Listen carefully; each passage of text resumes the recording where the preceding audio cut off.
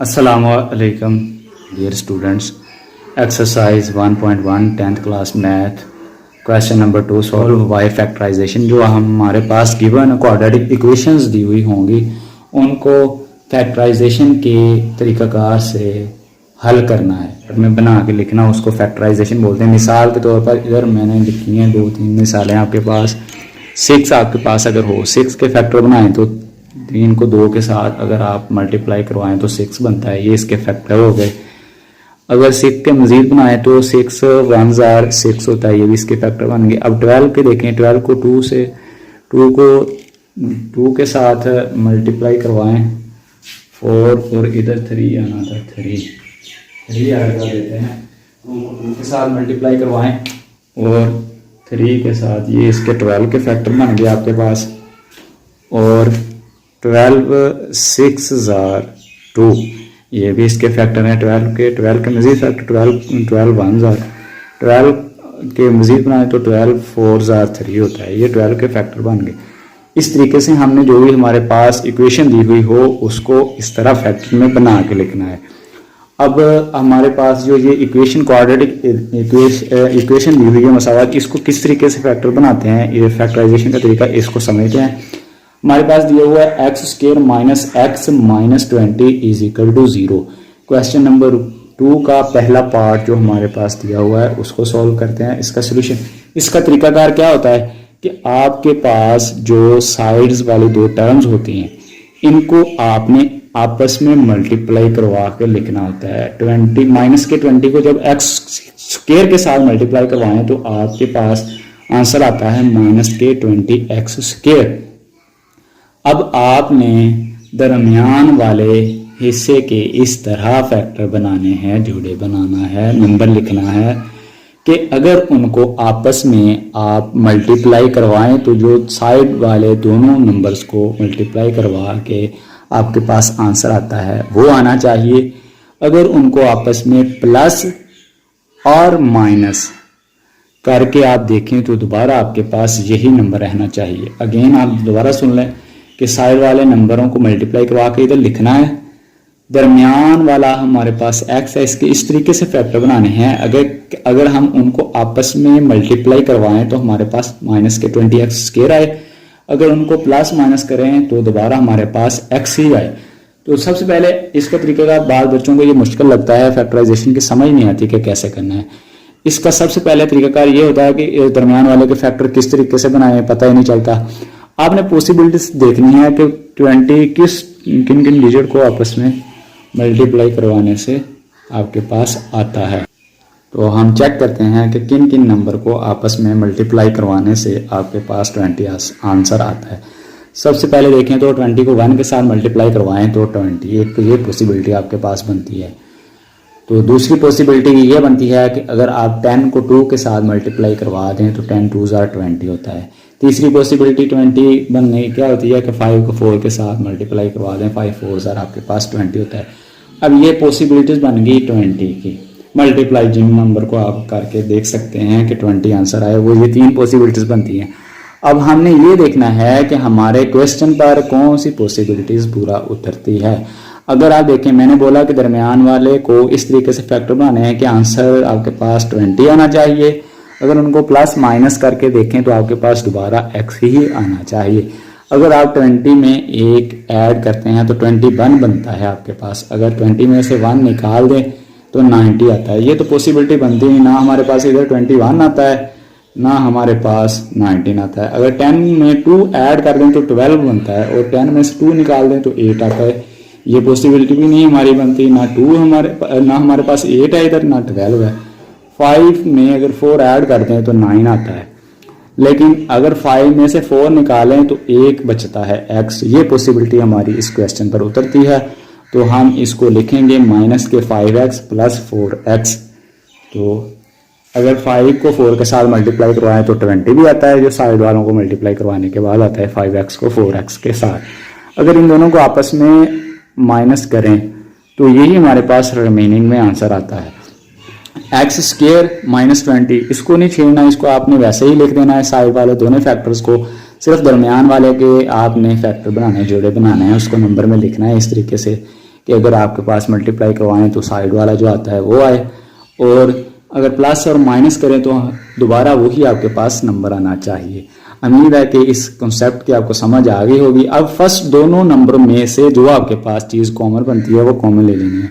हमारे पास x square minus 5x है, दोनों में से x कॉमन आता है, x कॉमन ले लिया, इधर एक x आपके पास बच गया और इधर माइनस के 5। अब नेक्स्ट दोनों टर्म में से वो चीज़ आप कॉमन लेते हैं कि अंदर आपके पास x माइनस 5 सेम टर्म आपके पास आनी चाहिए। अब 420 क्या है, 4 का मल्टीपल है, तो 4 इसमें से कॉमन लें, इधर x आपके पास आ गया और इधर 5 4 20 होता है आपके पास, ये चीज़ लिखा हुआ है 20 के फैक्टर। तो इसमें से अगर आप 4 कॉमन ले जाएं तो 5 आपके पास आंसर बचता है। तो अब ये दो टर्म्स हैं आपके पास, x माइनस 5 इसमें भी मौजूद है, इसमें भी मौजूद है, दोनों में से x माइनस 5 आपके पास कॉमन आ गया। तो इधर आपके पास x रिमेनिंग में बच गया, प्लस इधर क्या रह गया 4। तो अब इसकी दो पॉसिबिलिटीज हैं। अब इसको x minus 5 is equal to 0 और x plus 4 is equal to 0 रख लें। तो इधर x minus 5 is equal to 0 रखा, x plus 4 is equal to 0। ये इधर माइनस के 5 थे, दूसरी साइड पे जाके प्लस के 5 हो गए, ये इधर प्लस के 4 थे, दूसरी साइड पे माइनस के 4 आ गए। तो इसका सोल्यूशन सेट लिखने का तरीकाकार, ये दो वैल्यूज आ गई x की, तो इसका सोल्यूशन सेट लिख दें। सोल्यूशन सेट क्या बना आपके पास, -4 और 5, ये इसका सोल्यूशन सेट आ गया पार्ट 1 का क्वेश्चन नंबर 2 के। अब देखते हैं क्वेश्चन नंबर 2 का दूसरा पार्ट।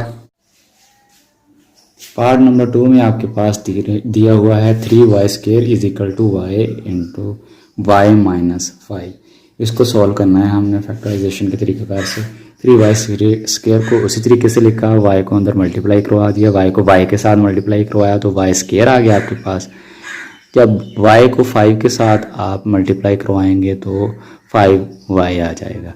अब इस सारे वाले फैक्टर को हमने इस इक्वेशन के दूसरी साइड को ले जाना है, तो इसके साइन चेंज हो जाएंगे। y² इधर आपके पास प्लस का है, जब इसको दूसरी साइड पे लेके जाएंगे तो माइनस का आ जाएगा, और माइनस का 5y दूसरी साइड पे जाके प्लस का 5y आपके पास आ गया, और इज इक्वल टू 0 इधर आपके पास 0 बच गया, क्योंकि सारी टर्म को हम उस साइड पे ले गए हैं, तो इधर रिमेनिंग में आपके पास 0।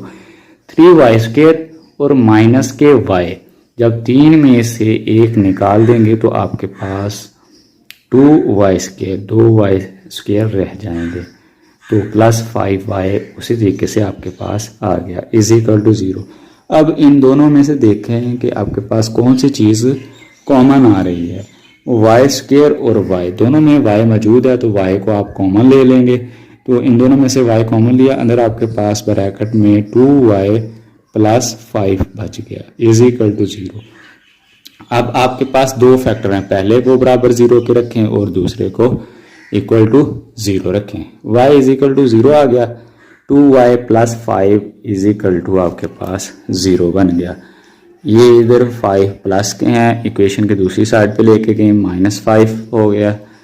2 इधर मल्टीप्लाई हो रहे हैं, दूसरी साइड पे लेके गए हैं, तो 2 दूसरी साइड पे जाके डिवाइड हो गया। तो इसका y के दो सोल्यूशन आपके पास वैल्यू आ गई हैं, y इज इक्वल टू 0 और y इज इक्वल टू -5/2। इसका सोल्यूशन सेट लिखें। सोल्यूशन सेट आपके पास क्या बन गया, 0 और -5/2। तीसरा पार्ट आपके पास दिया हुआ है 4 - 32x is equal to 17x²। अब इस वाले 17x² को आप इस साइड पे ले आए, माइनस के 17x² minus 32x plus 4 is equal to 0 आ गया। अब ये वाला माइनस ख़त्म करने के लिए आप माइनस को कॉमन लेंगे, सभी में से आपने माइनस कॉमन लिया तो बाहर आपके पास -1 आ गया। तो इधर ये वाली टर्म्स प्लस की हो गई, माइनस कॉमन लेने से जो वाली माइनस की होंगी वो प्लस की हो जाएंगी, जो प्लस की हैं वो माइनस की। 17x² plus 32 minus 4 is equal to 0, ये वाली चीज़ आ गई।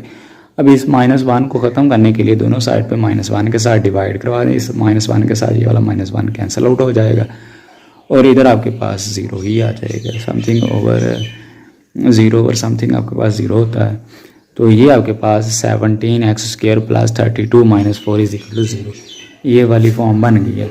आपके पास ग्रामर्स पे ये डायरेक्ट चीज़ लिखी होती है, ये वाला स्टेप नहीं बताया होता कि ये कैसे चीज़ आती है, ये मैंने आपको समझा दिया है कि कैसे आया आपके पास। अभी तरीकाकार ये होता है कि साइड वाले दोनों आपने डिजिट्स को मल्टीप्लाई करवाना होता है नंबर्स को, फिर देखना होता है कि क्या चीज़ आपके पास आंसर आती है। दरमियान वाले के आपने इस तरीके से फैक्टर बनाने होते हैं उनको कि अगर आप उनको मल्टीप्लाई करवाएं तो जो साइड वाले दोनों नंबर्स को मल्टीप्लाई करवा के आंसर आता है आपके पास वो आना चाहिए। अगर उनको आपस में ऐड प्लस करें तो मीनिंग में आपके पास अगेन वही चीज़ आनी चाहिए। तो अगर आप 17x² को -4 के साथ मल्टीप्लाई करवाएं तो आपके पास -68x² आता है। तो अभी 32 के आप देखेंगे -68 किन किन नंबर को आप मल्टीप्लाई करवाएं तो आपके पास 68 बनता है। अगर आप 68 को 1 के साथ मल्टीप्लाई करवा दें तो फिर 68 बनता है। दूसरी पॉसिबिलिटी ये है कि अगर आप 34 को -2 के साथ मल्टीप्लाई करवा दें तो फिर भी आपके पास 68 बनता है। तीसरी पॉसिबिलिटी ये होती है कि अगर आप 17 को 4 के साथ मल्टीप्लाई करवा दें तो वो भी आपके पास 68 होता है। लेकिन मैंने पहले स्टेप में आपको बता दिया था कि कैसे पॉसिबिलिटीज़ आपने बनानी है, इसलिए इसमें मैं सभी पॉसिबिलिटीज़ नहीं लिखूंगा। ये दूसरी पॉसिबिलिटी हमारे क्वेश्चन के ऊपर पूरा उतरती है, इसलिए मैंने इधर तक की बस इसको लिखा है। अगर 34 को 4 आप 2 के साथ मल्टीप्लाई करवा दें तो आपके पास 68 आता है माइनस के। मैंने इधर -2 के साथ लिख दिया है। अगर आप लिख के ना भी लिखें तो इधर क्वेश्चन में जब हम लिखेंगे तो प्लस माइनस अरेंज कर लेंगे। ये तो वैसे आपको समझाने के लिए लिखा था, -68 बनता है। अभी 17x² उसी तरीके से लिखा और -4 दरमियान वाले के इस तरीके से आपने फैक्टर बनाए। 34 को 2 के साथ मल्टीप्लाई करवाएं तो आपके पास 68 बनता है। अगर 34x में से 2 निकाल दें तो आपके पास अगेन 32x आता है। ये इस तरीके आपने साइड वाले दोनों नंबर को नहीं छेड़ना, उसको उसी तरीके से लिख देना है, सिर्फ दरमियान वाले पे हमने वर्क करना है। तो ये आपने उसके फैक्टर बना लिए। अभी फर्स्ट 2 टर्म में से देखना है कि कौन सी चीज़ आपके पास कॉमन आ रही है। तो 17x आपके पास दोनों में से कॉमन आ सकता है। 17x कॉमन लिया, इधर आपके पास रिमेनिंग में x बच गया और इधर प्लस आपके पास 2। अब नेक्स्ट 2 टर्म में से आपने वो चीज़ कॉमन लेनी है कि अंदर आपके पास x + 2 बचना चाहिए ब्रैकेट में।